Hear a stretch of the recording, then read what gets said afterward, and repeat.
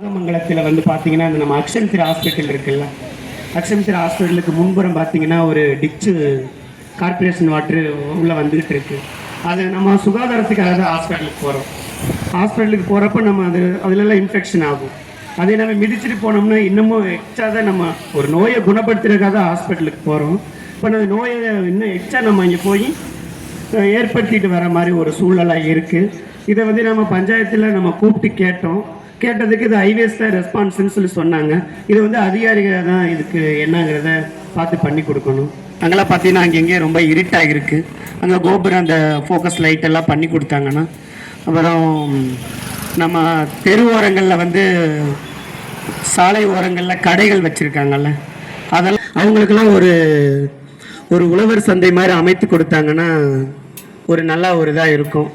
மக்களுக்கு வந்து ஒரு நல்லா, ஏன்னா அவங்க வந்து நிழலுக்காகத்தான் அந்த இடத்துல நான் போய் அவங்கள்ட்ட அவங்களோட அவங்க சூழ்நிலையை நம்ம புரிஞ்சுக்கணும்ல, அதுக்காக ஒரு நிழல் கூடை மாதிரி ஒரு அமைச்சு